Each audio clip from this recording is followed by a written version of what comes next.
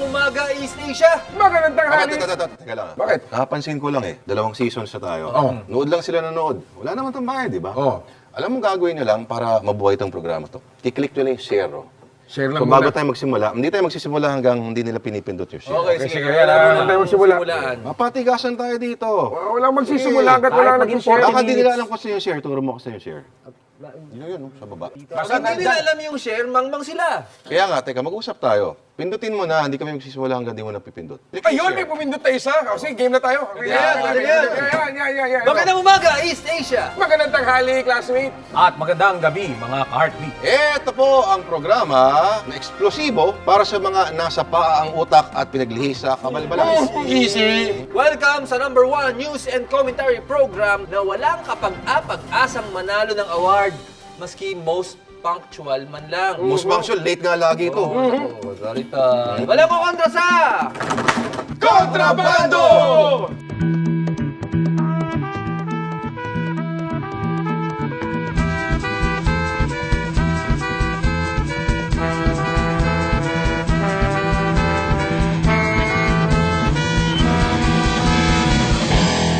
Sa ulo ng mga namamaga at naglalangib na balita, taxi driver hinampas ng yabe ang nakainitang driver. Ang dahilan niya, kailangan niyang maka-boundary. Alias, Lady Gaga, nahulihan ng shabu sa Caloocan. Sige, siya mo pa. Poker face pa rin kaya siya. Sa foreign news naman, Anderson Kupal ay napaligiran ng matatamis na model sa Colombia. Nako. Anderson, pwede na rin bang maging supermodel? Sa palakasan, ang ating batikang sports analyst na si Bart may request sa mga player ng Gilas. Ano? Papagbigyan kaya siya? At sa komentaryong kupal, dapat nga bang sisihin ang Playgirls sa kontrobersyal na event ng Liberated Liberal Party. Speaking of Playgirls, makakasama natin sila live Lagi sila! Naku! in the flesh. Easy lang mga tol. Relax Ibang klase lang. to. Liberal Teka, tayo teka muna, pumarty teka. eh. Stop muna. Baka hindi nyo pa napindot yung share, ha? Pindutin niyo yung Oh, share. Oo. Playgirls ang pinag-uusapan Hindi natin tutuloy dito. ito. Stop muna natin ito. Oo, Sige. Stop muna tayo. Stop. Pag ito hindi umabot ng 5,000 na shares, Yun, may pumindot din.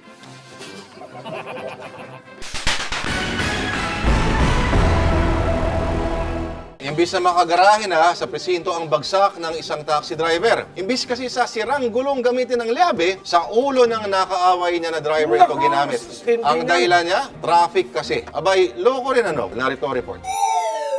Groggy pa at duguan ang 50 anyos na si Berto Abad nang dumating sa presinto sa Makati. Nasasubukan ako eh. Nahilo ko eh. Kasi malakas yung palo niya sa akin eh. Hinampas umano si Mang Berto ng liabe o tire wrench ng nakagit-gitang taxi driver. Aray ko be! Base sa investigasyon, nagmamaneo si Mang Berto nang bigla siyang ikat ng taxi. Bumaba si Mang Berto at kinumpronta ang taxi driver na si Benji Rosales, 49 anyos. Dito na raw nahampas ng liabe si Mang Berto. Ang lupit ng graphics natin, di ba? Pang Hollywood. Depensa naman ng suspect, ang taxi niya ang hinampas ng kahoy ng biktima. Ano ba talaga mga kuya? Pati yung pinto ko, binubuksan niya si ma'am. Eh siyempre, kahit naman sino ng driver, eh, papaluin ka na eh. Pero pag amin niya, na-demonyo siya dahil sa traffic. Andun na tayo ma'am, mainit sa ulo. Kasi last hour ma'am eh. Siyempre ma'am, nag-aabol ako ng boundary ma'am eh. Oh, ano ka ngayon? DOTC Secretary John Abaya. Anong hindi nakamamatay ang traffic? Ito, munti ka na magpatayan. Hindi malinaw kung sasagutin ng suspect ang pagpapalaba sa duguang damit ng biktima. Umaaksyon, Lourdes Vera, News 5, Kontrabando. Alam mo, grabe talaga yung ano ngayon, ano? Dahil sino nagsabi na traffic is not fatal? Hindi yun. Hindi totoo yun, oh. Ito yung example na nakamamatay ang traffic. Yan yung stress level sila nagtataasan ngayon. Medyo napapagulo yung imbis bayan na natin. makauwi agad, mahahassle pa. Hinga lang tayo ng malalim, kontrolin natin sarili natin. Manood na lang tayo ng kontrabando. Mula sa happy-happy, naging lungkot-lungkot ang gabi ng tatlong magtotropa sa Makati. Ang isa kasi sa kanila, nahulihan ng shabu. At ang alias niya, Lady Gaga. Narito ang pang-paparazzi na report.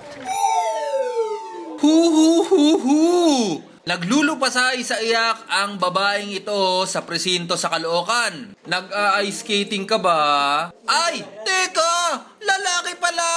Ang ganda ng outfit mo ah! Hindi matanggap ng 18 anyos na si Juanito Tulagan o alias Lady Gaga na makukulong siya sa kauna-unahang pagkakataon. There's a first time for everything, ika nga. Kasama niya ang mga kaibigang sina Mark Sevilla, 21 anyos at si alias Barbie na isang menor de edad. Sakayang tatlo ng hindi rehistradong motorsiklo kaya nasita sa checkpoint. Pero imbis na mag-stop right now, lalo pa raw silang humarurot. Kaso kasing bilis ng galit na utot ang karma. Sa kanto ng A. Mabini at 10th Avenue, sumemplang ang tatlo at nagkasugat-sugat. Natakot po kami nun eh. Tapos bigla kami marurot. Oh, bakit ganyan ang boses mo? Parang si Kokey. Maliban sa pagtakas, aminadong nakainom din ang tatlo sa isang beer house. Pero ang pinakawasak, nahuli rin si Lady Gaga na sinubukang itapon ang isang sachet ng shabu. But as usual, todo deny si ate. Yung nalaglag na po yung lipstick ko nga po. Na-imbier na tuloy ang beauty ni ate. Umaaksyon, Ramon Bautista, News 5, Contrabanders. Mula sa mga police report, Dali lang ha. News brief. Sa Loyot, isa naman na sa bahay kubo, ang palaya naging bitter. mula sa mga police report, dito naman tayo sa mahilig sa hampasan ng batuta. Narito na ang eksperto sa paghigop ng lakas. Ito na si Bart para sa life-changing na sports segment na Balls.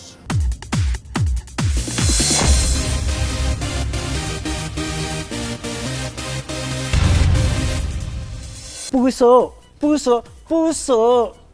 Muli nagpamalas ang husay ang mga madyong papa ko sa Gilas Pilipinas kamakailan. Tiyak na alam nyo na nasungkit ang Gilas ang silver medal sa FIBA Asia Championship. Pero may pag-asa sana tayo sa gold medal eh. Kung hindi lang tayo nadaya. Para nung dinaya ako ng dati kong jowa. Sa Tong Its noon, nagpustahan kami ng 13-month pay. Kahit sa China, ginanap ang laban. Luto Macau ang nangyari. Bago pa nagsimula ang laban, samot-saring aberya ang nananasan ng Gilas. Kulang na lang pakainin sila ng siopo na may pusa ang laman. Ang mga referee, tila napunta sa tumbong ang mga pito. Puro papunta sa mga Chinese sa mga tawag. Pero natalo man, wala dapat ikahiya ang Gilas. Naglaro sila ng fair and square. Nagsilbi naman silang inspirasyon sa buong sambayanan. Buong tapang silang lumaban. Kahit mga pinaglihi sa mga sheriff ng mga kalaban. Saka kung papugian lang ang labanan, siguradong lampaso ang mga Chinese. Sa coach pa lang, panalo na ang Gilas, no? I love you, Coach Tab. Mabuhay kayo, Gilas! Ang pangarap ko, batin ako sa video kahit isang Gilas player lang. Back to you, boys.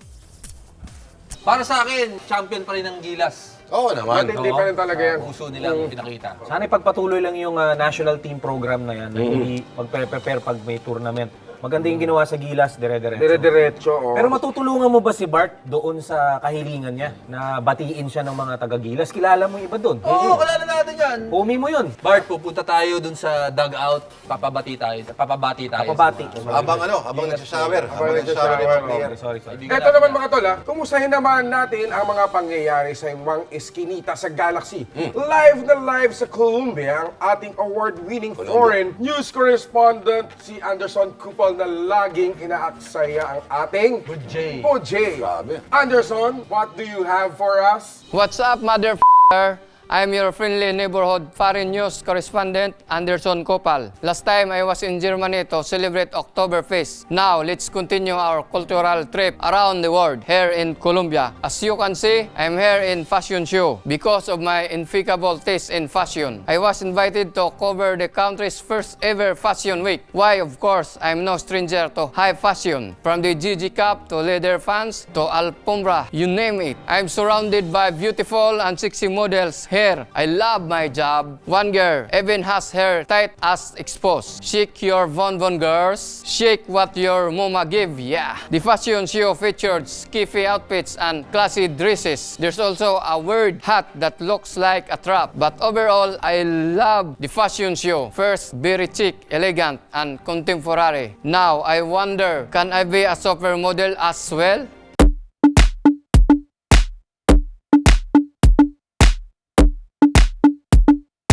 Grabe sa Colombia na yan, ha? Diyan galing ang Nobel Prize laureate na si Gabriel Garcia Marquez. Pero yan din ang number one source ng... Ng mga drugs. Easy! Diba?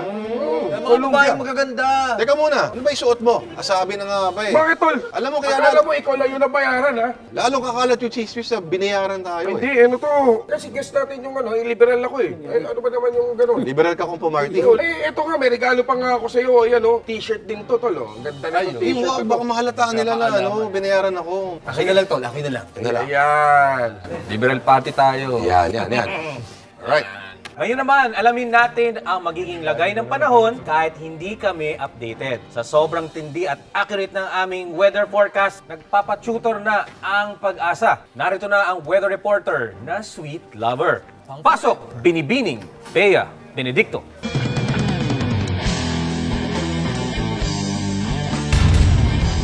Magandang araw, malupit na mundo ng social media. Narito na ang ating ulat panahon na panis na kapag napanood mo. Tulad ng style mo na never pa gumagana sa iyong pinopormahan.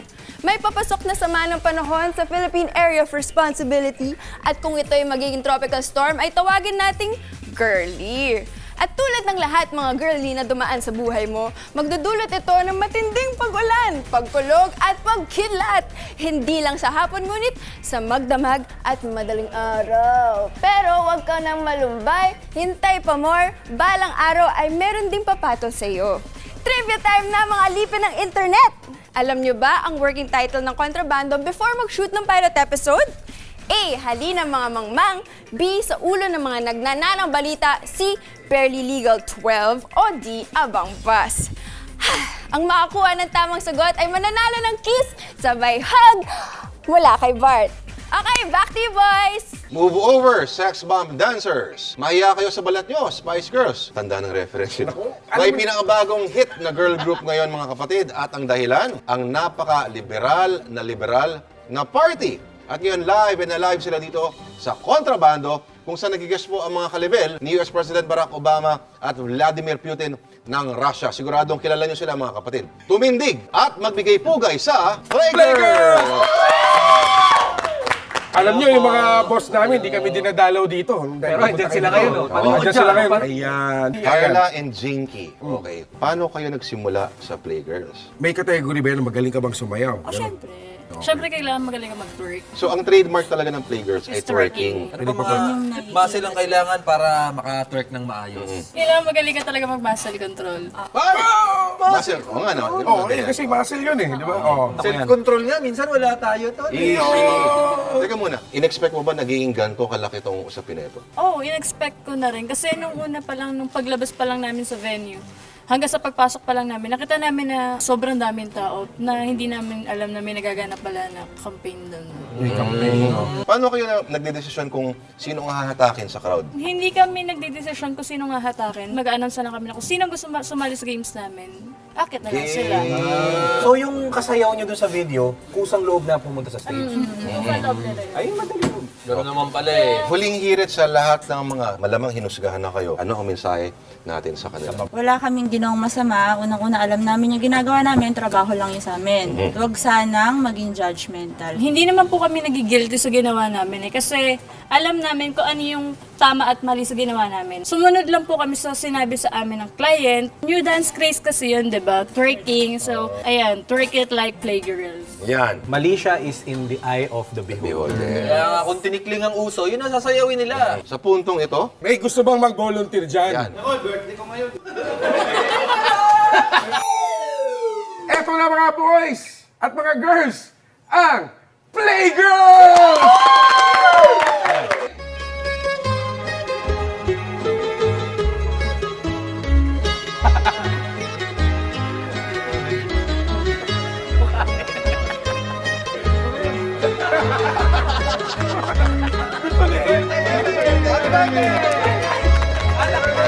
Okay, palakpakan! Ang galing pala nyo sumayaw talaga. Okay. Nako mga tol, nanonood man kayo sa laptop o sa mga nakaw na smartphone, lakasan na ang volume dahil narito na ang ating top 5 sa edisyong ito. Sa numero 5, gaano katindi ang sexy scenes ng bagong pelikula nila Solen Yusaf at Rocco Nacino? Halikan niya ako sa puwet. Halikan niya ako sa puwet. Wow! Matindi yung eksena yun. Hindi yung eksena na yun. Anong paboritong katangian ni Miss Solen ang paborito mo? Baka yung puwet nga. Sa numero 4, mukhang kailangan na yata ng cotton buds ni Senator Franklin Drilon. Saan? Oh. Ha? Ano? Ano?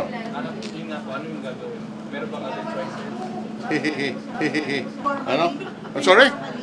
Ha? Ha? Ha? Maganda, may Maingay bigay. tayo mga reporter. Maingay doon, maingay. Sa number 3, parang high yata si VP Jejomar Binay. Kalalabas lang po ng Pulse Asia Survey. Viber. Wala akong Viber eh.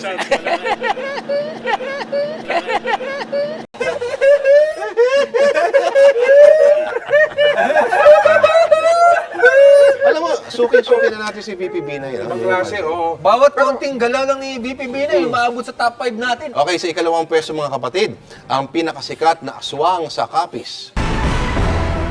Totoo po na may aswang sa Capiz.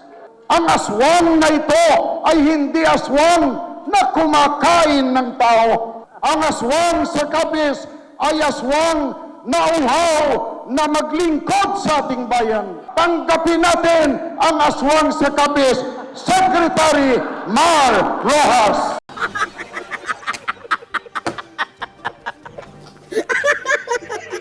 Yan ang tinatawag na unfortunate choice of metaphors. Oo, Mali.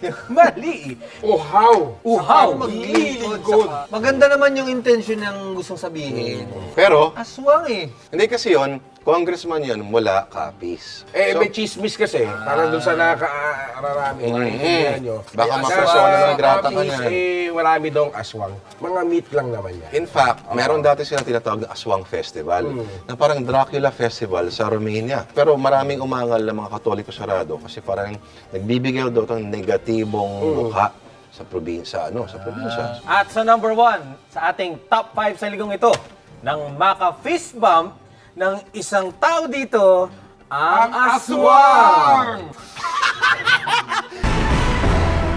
Sir. Yan. Yan. Grabe, baka na talaga to. Klase, tol. Ano bang feeling, tol, pag nakaharap mo yung isang aswang? Eh, okay naman siya eh. Ano lang, misunderstood lang kasi, alam mo yun. Nahusgahan. Nahusgahan lang siya masyado. Okay naman siya. Oo. Marami siyang plano para sa bansa nating magaganda. Ayun nga pala, wala kaming cut dito. Ayos ba? Buti sana kung may cut kami. Teka, alam ba niya yung mga kabalbalan na ginagawa natin doon sa clip na yun? Alam niya yung fist bump. So hindi niya alam na ginagawa natin ito? Okay naman ah. So kung Sa top 1 yan. Kaya nga, kung lalagyan natin yung clip nyo ng... Okay lang? Oo. Okay lang yan? Oo. Okay. May ganun talaga yun. Pero hindi siya nag-ano, hindi gumana, di ba? Parang aswang eh. Pero mukha ba, Ginawa mo aswang eh. May spark talaga. mukha ba talagang uhaw siya? Na makapaglingkod? Oo. Yun, Medium ba to?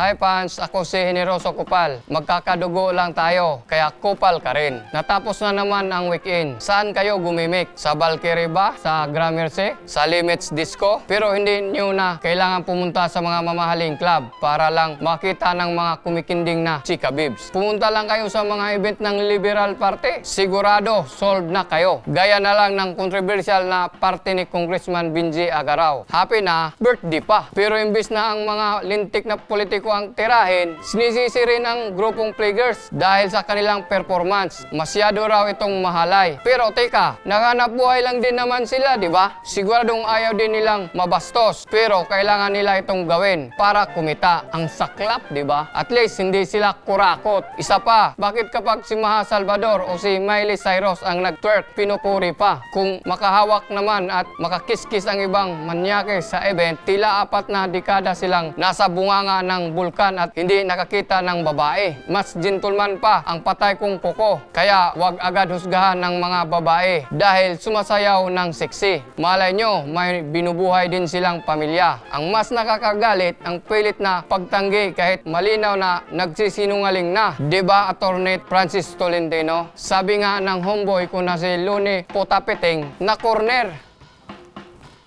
Maraming salamat, Enroso Kupal, ating Yan yung, pinyadong Emmanuel. security and counterterrorism expert na ngayon ay philosopher na rin. Yan yung Immanuel Kant natin. Hindi nyo kilala si Immanuel Kant? I-google nyo na lang. K-A-N-T, baka kung ano i-google nila. Ba't mo na diretso? Baka kung ano yung lumabas. Hanggang doon lang ay banggitin natin yung trivia nila. question natin last week. Oo. Ang tamang sagot doon Ay, yung bagong show. Oo. Okay. Basagan ng Bungo. Ayan. Pasagan ng Abangan bungo. nyo yung pasagan ng bungo, ha? Ayan. Kakaibang quiz show yan. Ha? Kakaibang Quiz show. yan, oh. Dadanak ang karunungan. Yan. At sana may mga guest din tayo na nagtutwerk. Tama. Sa basagan ng bungo. Oh, yan. Ang twerking ay para sa lahat. Universal na Dapat aspect. hindi inuhusgahan yung mga nagka-twerking. Tsaka pampalakas ng core yun. Ano nga ba? Hindi. Dapat inuhusgahan. Eh, paano ba mag-twerk, ma'am? Ito ba, pwede na ba yung sa akin? Ben pa. Ben mo pa. Balikot may gumagalaw dyan eh. Uy! Balikot may gumagalaw. Okay, palakpakan. At yan, nasa na namang makabuluhan at pang Peabody Award na edisyon ng mga namamaga at nagnananang balita. Ito po ang programa para sa mga mangmang, utak taho at mapanghusgang lipunan ng social media na mas liberated pa sa malanding matching. Sa ngalan ni Ninong Lord de Vera, Tito R.A. Rivera, Uncle Jun Sabayton, Beautiful Bea, Bombastic Bart, Cool Kupal, si Evocative Epe. Kasama syempre. namin syempre ngayon, Ulit natin, no? ang Playgirls! Ang Plaguers! Jinky and Carla. Pinky and Yan, Carla! ako si Tio Ramon Bautista. Wala ko kontra sa Liberal Party! Party! Party! Party! Party!